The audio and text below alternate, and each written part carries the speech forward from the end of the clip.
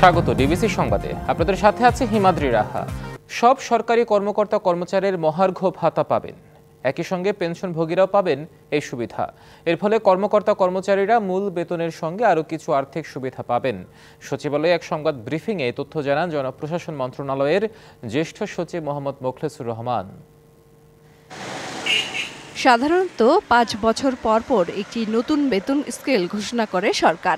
সবশেষ ২০১৫ সালের জুলাইয়ে ৮ম বেতন স্কেল কার্যকর হয়। সে সময় নতুন স্কেলের সুপারিশ না করলেও মূল্যস্ফীতি বিবেচনায় নিয়ে বার্ষিক ইনক্রিমেন্টের প্রস্তাব ছিল বেতন কমিশনের। ২০২৩ সালের জুলাইয়ের আগ পর্যন্ত প্রতি বছর সরকারি কর্মকর্তা কর্মচারীরা ৫% হারে ইনক্রিমেন্ট পান। তবে বাড়তি মূল্যস্ফীতিতে বেতন বাড়াতে নতুন পে স্কেল ঘোষণা সহ বেশ কিছু দাবি জানিয়ে আসছিলেন সরকারি চাকরিজীবীরা। তারই অংশ হিসেবে অন্তর্বর্তী সরকার সরকারি কর্মকর্তা কর্মচারীদের মহার্ঘ ভাতা দেওয়ার সিদ্ধান্ত নেয়। রবিবার সচিবালয়ে জনপ্রশাসন মন্ত্রণালয়ের জ্যেষ্ঠ সচিব জানান, সব সরকারি কর্মকর্তা কর্মচারীর পাশাপাশি অবসরোত্তর ছুটিতে থাকা কর্মকর্তা কর্মচারীরাও এবার মহার্ঘ ভাতার সুবিধা পাবেন। এই লক্ষ্যে একটি কমিটি গঠন করা হয়েছে, দেবে সুপারিশও। সুখবর দিতে চাই যে যেহেতু পে কমিশন একটা করা দীর্ঘ সময়ের ব্যাপার, ইন্টারিম টাইমে একটা মহার্ঘ ভাতা কমিটি করেছে, যেখানে আমিও আছি। আমরা সামনের সপ্তাহে প্রথম মিটিং করব। ২ থেকে ৩ বৈঠকে এ সংক্রান্ত সিদ্ধান্ত নেওয়া সম্ভব হবে। তবে কত শতাংশ মহার্ঘ ভাতা দেয়া হবে সেটিও ঠিক করা হবে বলেও জানান এই জ্যেষ্ঠ সচিব। ঠিক এরকম আমরা আপার লিমিট আর লোয়ার লিমিট একটা দিব। অফিসারের স্কেল আর স্টাফের স্কেল সেম না। এই মহার্ঘ ভাতাতে হয়তো এমন হইতে পারে যে স্টাফদের হয়তো একটু বেশি থাকতে পারে, তার চেয়ে একটু এটা একটা বিষয় থাকতে পারে। আর হলো আগে কখনো এটা ছিল কিনা, এবার আমরা ডিসাইডেড পেনশনাররা যাতে বেনিফিট পায়। সাধারণত মহার্ঘ ভাতা বিশেষ পরিস্থিতিতে দেয়া হয়, তাই এ ভাতা মূল বেতনের সঙ্গে যুক্ত হয় না। ফলে তাদের বাড়ি ভাড়া সহ অন্য কোনো ভাতার হেরফের হয় না। মেহের মনি, ডিবিসি নিউজ, ঢাকা। জনপ্রশাসনে আমূল পরিবর্তন দাবি করে ৩ ধাপের সংস্কার প্রস্তাব দিয়েছে বিএনপির গঠন করা সংস্কার কমিশন। সকালে জনপ্রশাসন মন্ত্রণালয়ের সিনিয়র সচিব মোখলেসুর রহমানের কাছে এই প্রস্তাব জমা দেয় বিএনপির প্রতিনিধি দল। স্বৈরাচার সরকারের সময় অন্যায়ভাবে পদোন্নতি পাওয়া কর্মকর্তাদের প্রশাসন থেকে সরিয়ে দেওয়ার দাবিও জানিয়েছে দলটি। প্রশাসনকে ঢেলে সাজানোর লক্ষ্যে ৩ ধাপের সংস্কার প্রস্তাব দিয়েছে বিএনপির গঠন করা সংস্কার কমিশন। রবিবার সকালে সচিবালয়ে জনপ্রশাসন সচিবের সাথে সাক্ষাৎ করে প্রস্তাব জমা দেন বিএনপি চেয়ারপারসনের উপদেষ্টা কাউন্সিলের সদস্য ইসমাইল জবিউল্লাহ। দলীয় নয়, পেশাদারিত্বের ভিত্তিতে প্রশাসনে নিয়োগ ও পদোন্নতি দেওয়ার প্রস্তাব দিয়েছে বিএনপির প্রশাসন সংস্কার কমিটি। দীর্ঘদিন ধরে একই পদে একই স্থানে থেকে সিন্ডিকেট করা কর্মচারীদের বদলি করার কথাও বলা হয়। পরপর ৫ বছর থেকে ১০ বছর পর্যন্ত দেখা গেছে কোনো মন্ত্রণালয়ে কোনো বিশেষ অফিসার বসে আছে। আমরা বলেছি যে এই যে একটা সিন্ডিকেশন তৈরি হচ্ছে, এরা কোর্টেরই সিস্টেম তৈরি করে ফেলছে, এটা না করে সরকারের কাছে আমরা বলেছি যে আমরা এক্সামিন করেন কারা কারা এসব করছে, ওদেরকে এসব পদ থেকে বিদায় করেন। নির্বাচনের আগে পুরো প্রশাসন রদবদল করে ঢেলে সাজানো, প্রশাসন যেন নির্বাচনে কোনো প্রভাব বিস্তার করতে না পারে, এমন দাবি বিএনপির। জনপ্রশাসনকে গত ফ্যাসিস্ট রেজিম যেভাবে দলীয়করণ করেছে, এটা সেই জনপ্রশাসনের আগের সেই রূপে নাই, এবং ভবিষ্যতে এই জনপ্রশাসন দিয়ে যে আমাদের যে জন আকাঙ্ক্ষা মানুষের মধ্যে সৃষ্টি হয়েছে নতুন করে, সেই জন আকাঙ্ক্ষা বাস্তবায়ন করা সম্ভব নয়। প্রশাসন থেকে ফ্যাসিস্ট আওয়ামী লীগের দোসরদের বিতাড়িত এবং আগের সরকারের সুবিধা নেওয়া যেসব কর্মকর্তা ঘাপটি মেরে বসে আছেন, তাদেরকে চিহ্নিত করে ব্যবস্থা নেওয়ার সুপারিশ করা হয়েছে। যিনি উনি পালিয়ে গেছেন, কিন্তু ওনার সঙ্গে লোকজন যারা আছে, যাদেরকে নিয়ে উনি এতদিন সংসার করেছেন, তারা কিন্তু সবাই এখানে রয়ে গেছে। So we should identify them and we should get rid of them. এছাড়া গত ১৫ বছরে বঞ্চিতদের পদায়ন, প্রশাসনিক সিন্ডিকেট ভেঙে দেয়া, প্রশাসনে দুর্নীতির শ্বেতপত্র প্রকাশ সহ বেশ কিছু প্রস্তাব তুলে ধরা হয়। পাশাপাশি ৩টি নির্বাচনের সাথে জড়িত কর্মকর্তাদের বিরুদ্ধে ব্যবস্থা নেওয়ারও দাবি করেছে বিএনপি। লিখন কান্তি ভৌমিক, ডিবিসি নিউজ, ঢাকা। ৭ বছর পর রাজনৈতিক কর্মসূচিতে আসছেন বিএনপি চেয়ারপারসন বেগম খালেদা জিয়া। শারীরিকভাবে সুস্থ থাকলে আগামী ২১শে ডিসেম্বর উপস্থিত থাকবেন জাতীয়তাবাদী মুক্তিযোদ্ধা দলের সমাবেশে। মহান বিজয় দিবস উপলক্ষে রাজধানীর চীন মৈত্রী সম্মেলন কেন্দ্রে এই সমাবেশ আয়োজন করা হয়েছে। ২০১৮ সালে ফেব্রুয়ারিতে সবশেষ প্রকাশ্যে রাজনৈতিক কর্মসূচিতে অংশ নিয়েছিলেন খালেদা জিয়া। এবছর ২১শে নভেম্বর সেনাকুঞ্জে সশস্ত্র বাহিনী দিবসে রাষ্ট্রীয় অনুষ্ঠানে যোগ দেন খালেদা জিয়া। দলের স্থায়ী কমিটির সদস্য doctor AZM Zahid Hossain DBC নিউজকে জানান, বিএনপি চেয়ারপারসন শারীরিকভাবে সুস্থ থাকলে মুক্তিযোদ্ধা দলের সমাবেশে অংশ নেবেন। এজন্য সমাবেশ 2 ঘন্টার মধ্যে শেষ করা হবে। এছাড়া অনুষ্ঠানে ভার্চুয়ালি যুক্ত হবেন দলের ভারপ্রাপ্ত চেয়ারম্যান তারেক রহমান। বাণিজ্যিক সম্পর্ক জোরদারে আশা প্রকাশ করেছে বাংলাদেশ ও পূর্ব তিমুর। সম্পর্ক উন্নয়নে দ্রুতই কনসুলেট খোলা হবে বলে জানিয়েছেন প্রধান উপদেষ্টা ডক্টর মোহাম্মদ ইউনূস। এছাড়া রোহিঙ্গা ইস্যুতে তিমুরের সহায়তা চেয়েছে ঢাকা। এদিকে দ্বিপাক্ষিক সম্পর্ক এগিয়ে নিতে একযোগে কাজ করার আশা জানিয়েছেন পূর্ব তিমুরের প্রেসিডেন্ট হোসে রামোস হোর্তা। সেনানিবাসে রবিবার সকালে সফররত পূর্ব তিমুরের প্রেসিডেন্ট হোসে রামোস হোর্তাকে দেয়া হয় গার্ড অফ অনার।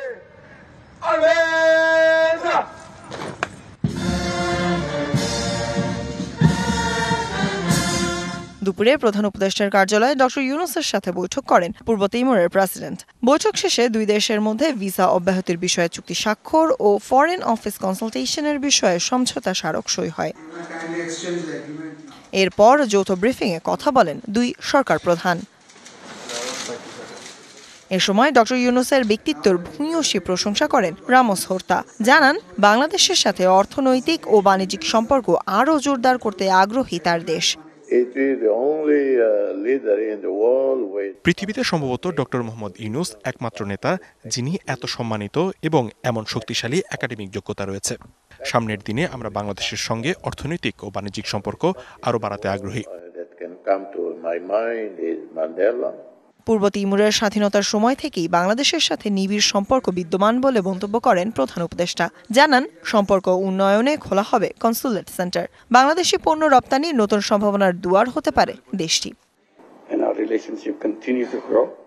দুই দেশের মধ্যকার এসব চুক্তির মাধ্যমে সম্পর্ক আরও উন্নত হবে। এর মাধ্যমে নতুন নতুন বিনিয়োগকারীরা যেমন দেশে আসবে, তেমনি বিভিন্ন পণ্য রপ্তানিও করতে পারবে বাংলাদেশ। এ সময় রোহিঙ্গা ইস্যুতে মিয়ানমারের ওপর চাপ প্রয়োগে আসিয়ান সদস্য প্রার্থীর তালিকায় থাকা পূর্ব তিমুরের প্রেসিডেন্টের কাছে কূটনৈতিক সহায়তা চান প্রধান উপদেষ্টা। মিয়ানমার ও বাংলাদেশ ইস্যুতে অনেক বড় ভূমিকা পালন করতে পারে পূর্ব তিমুর। কিছুদিনের মধ্যে আসিয়ানের সদস্য হবে পূর্ব তিমুর। সেই হিসেবে রোহিঙ্গা সংকট সমাধানে বাংলাদেশ তাদের সমর্থন প্রত্যাশা করে। এর আগে সকালে পূর্ব তিমুরের প্রেসিডেন্টের সাথে সৌজন্য সাক্ষাৎ করেন পররাষ্ট্র উপদেষ্টা ও পরিবেশ উপদেষ্টা। Sultana Swarna, DBC news, Dhaka. এবার বিজয়ের মাস নিয়ে আয়োজন বিজয়ের গল্প। মহান বিজয় দিবস উদযাপন উপলক্ষে নতুন করে সাজানো হয়েছে জাতীয় স্মৃতিসৌধ।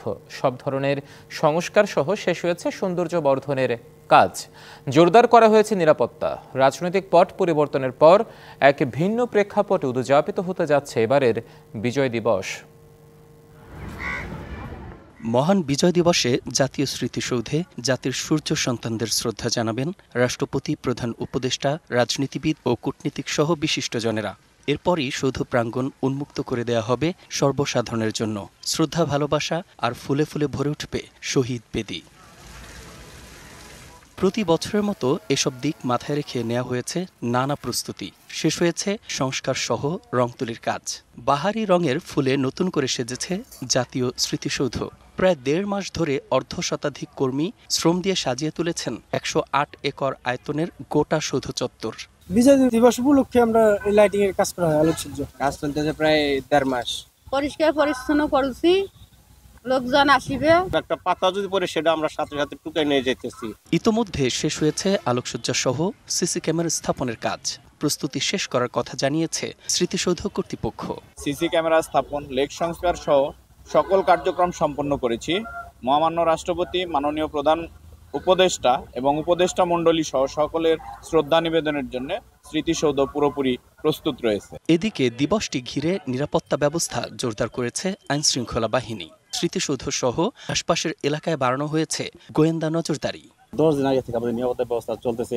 আমরা সাদা পোশাকে নিরাপত্তা ব্যবস্থা, বিভিন্ন নিরাপত্তা আমরা দিয়ে আসতেছি। শেষ হওয়া অবধি এই ব্যবস্থা চলমান থাকবে, অব্যাহত থাকবে। মহান বিজয় দিবস উদযাপন উপলক্ষে পরিষ্কার পরিচ্ছন্নতা ও ভিআইপি নিরাপত্তার জন্য 8ই ডিসেম্বর থেকে জাতীয় স্মৃতিসৌধে বন্ধ রয়েছে দর্শনার্থীদের প্রবেশ।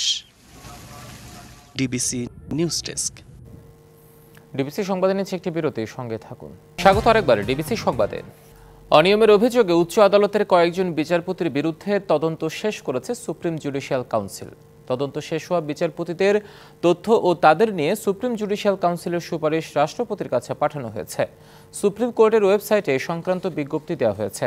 এর আগে 4 ডিসেম্বর আরেক বিজ্ঞপ্তিতে জানানো হয় সুপ্রিম কোর্টের কয়েকজন বিচারপতির বিরুদ্ধে অসদাচরণের অভিযোগ সংক্রান্ত প্রাথমিক তদন্ত করছে সুপ্রিম জুডিশিয়াল কাউন্সিল এবং এ তদন্তের অগ্রগতি হয়েছে। সুপ্রিম কোর্ট প্রাঙ্গণে গেল 16 অক্টোবর বৈষম্য বিরোধী ছাত্র আন্দোলনের অবস্থান ও বিক্ষোভের সময় আওয়ামী লীগ সরকারের দোসর বিচারকদের পদত্যাগের দাবি তোলা হয়। ওই দিন হাইকোর্ট বিভাগের 12 বিচারককে বেঞ্চ না দেওয়ার সিদ্ধান্তের কথা জানায় সুপ্রিম কোর্ট প্রশাসন। এই বিচারকরা এখন বিচার কাজের বাইরে এবং ছুটিতে আছেন। বিডিআর হত্যা নিয়ে 2টি মামলা বিচারাধীন থাকায় আপাতত কমিটি গঠনের সিদ্ধান্ত থেকে সরকার সরে এসেছে বলে হাইকোর্টকে জানিয়েছে স্বরাষ্ট্র মন্ত্রণালয়। সকালে বিচারপতি ফারা মাহবুব ও বিচারপতি দেবাশিস রায়চৌধুরী নেতৃত্বাধীন হাইকোর্ট বেঞ্চকে এই তথ্য জানান ডেপুটি অ্যাটর্নি জেনারেল তানিম খান। এর আগে বিডিআর হত্যার পুরো ঘটনার তদন্তে কমিশন গঠনের কথা বললেও আজ এমন তথ্য জানিয়েছে স্বরাষ্ট্র মন্ত্রণালয়। 5 আগস্টের পট পরিবর্তনের পর বিডিআর হত্যার পুনঃ তদন্ত চেয়ে আন্দোলন শুরু হয়। পিলখানায় বিডিআর সদর দপ্তরে 2009 সালের 25 ও 26 ফেব্রুয়ারি বিদ্রোহের ঘটনায় 57 জন সেনা কর্মকর্তা সহ 74 জন হত্যাকাণ্ডের শিকার হন। সিআইডি দীর্ঘ তদন্ত শেষে হত্যা মামলায় 23 বেসামরিক ব্যক্তি সহ প্রথমে 824 জনের বিরুদ্ধে অভিযোগপত্র দাখিল করে। এছাড়া বিস্ফোরক আইনে করা মামলায় 808 জনের বিরুদ্ধে অভিযোগপত্র দেয় সিআইডি। পরে আরও 26 জনকে অভিযুক্ত করে 834 জনের বিরুদ্ধে সম্পূরক অভিযোগপত্র দেয়া হয়।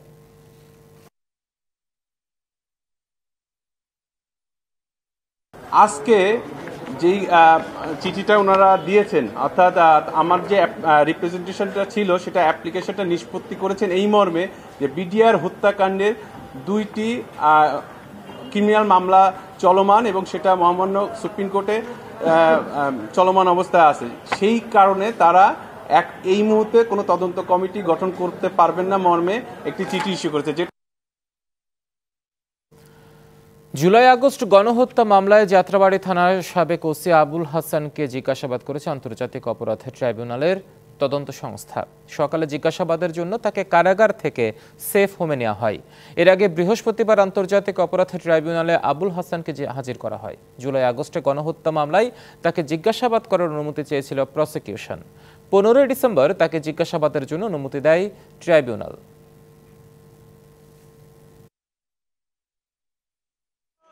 স্বাগত আরেকবার ডিবিসি সংবাদে। এবার জানাবো বাণিজ্য সংবাদ।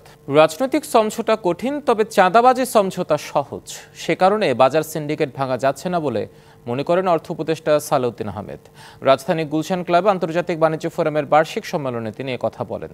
সাকিব আল হাসানের পুঁজিবাজারে কারসাজের বিষয়টি উল্লেখ করে বলেন, 2 বছর আগেই তাকে জরিমানা করা উচিত ছিল। অনুষ্ঠানে অর্থনীতিবিদরা জানান, রাজনৈতিক ও অর্থনৈতিক সংস্কার না হলে দেশের অর্থনৈতিক পরিস্থিতি স্বাভাবিক হওয়া কঠিন।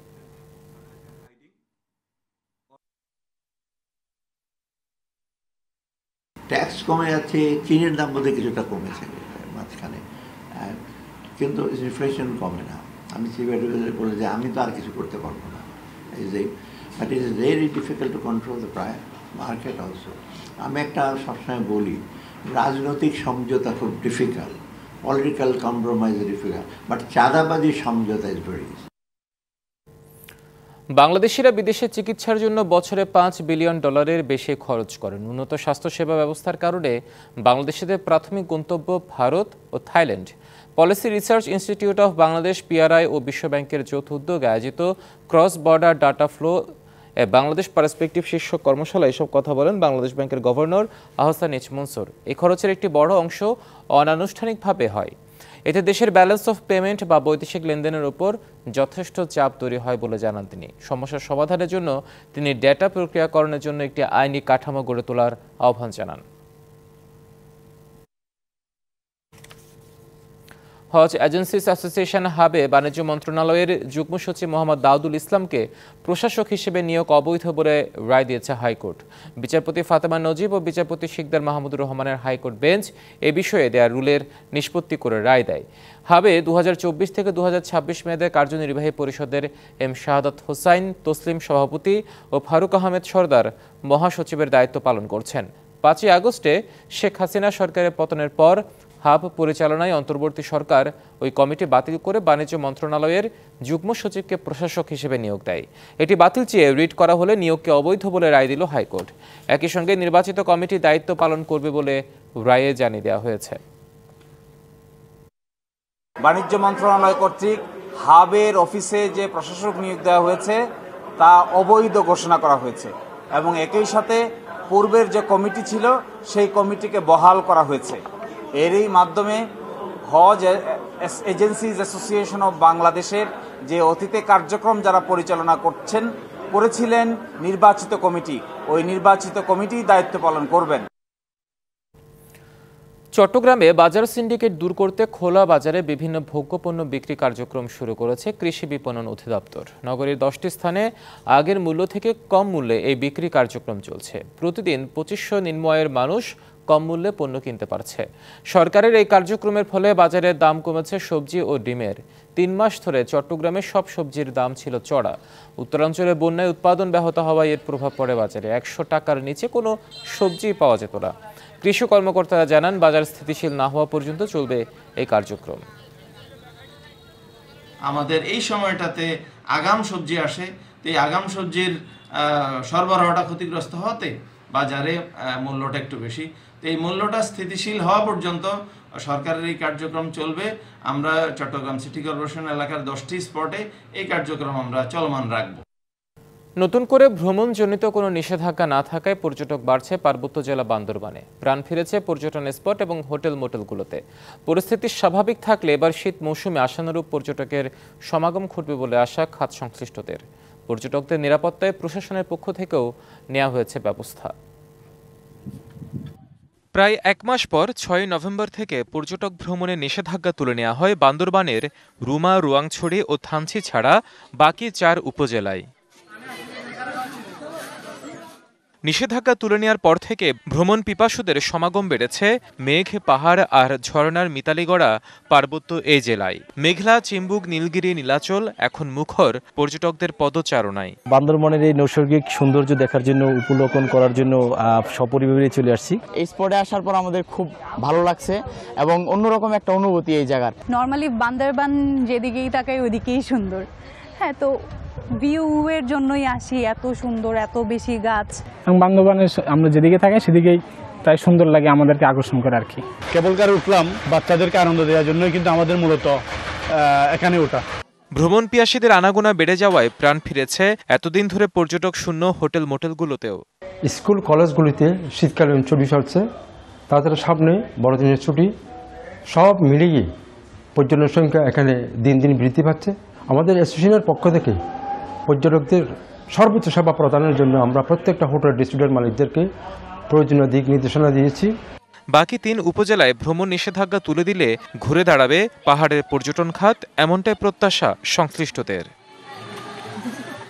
DBC news desk. Saint Martin ভ্রমণে সরকারের বিধি নিষেধকে কেন অবৈধ ঘোষণা করা হবে না জানতে রুল জারি করেছেন হাইকোর্ট।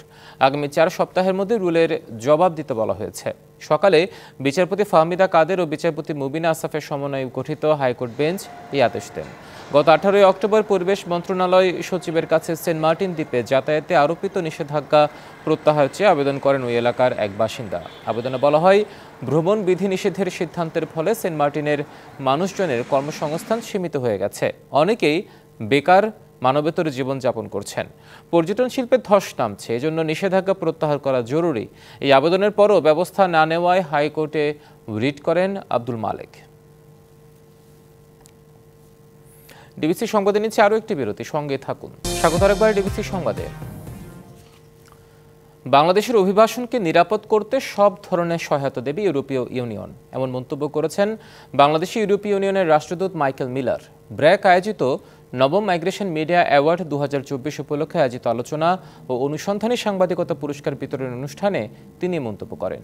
বলেন, মানব পাচার রোধে এখনই পরিকল্পনা হাতে নিতে হবে। বাংলাদেশের অভিবাসন খাতে সাংবাদিকদের ভূমিকাকে আনুষ্ঠানিক স্বীকৃতি দিতে মাইগ্রেশন মিডিয়া অ্যাওয়ার্ড দিয়ে আসছে ব্র্যাক। এবছর পুরস্কৃত করা হয় 6 ক্যাটাগরিতে 16 জনকে।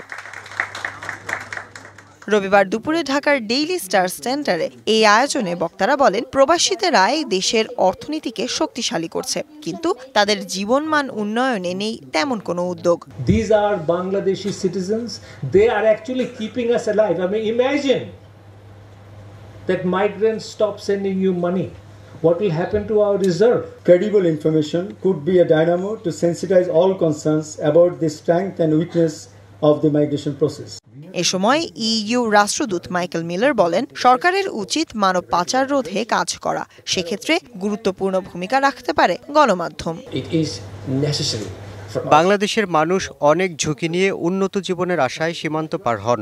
আমরা নিরাপদ অভিবাসন আশা করি। সরকার এখনই পদক্ষেপ নেওয়া শুরু করলে অনেক প্রাণহানি রোধ করা সম্ভব। অনুষ্ঠানে অভিবাসন নিয়ে জনসচেতনতা ও অভিবাসীদের অধিকার রক্ষায় ডকুমেন্টারি প্রচার করা হয়। Sultana Swarna, DBC news, Dhaka. সংবাদ এই ছিল এখনকার মতো। ডিবিসি নিউজের সংবাদগুলো পড়তে ভিজিট করুন dbcnews.tv আর ভিজিট করুন ডিবিসি নিউজের ফেসবুক পেজ এবং ইউটিউব চ্যানেল। সঙ্গে থাকুন।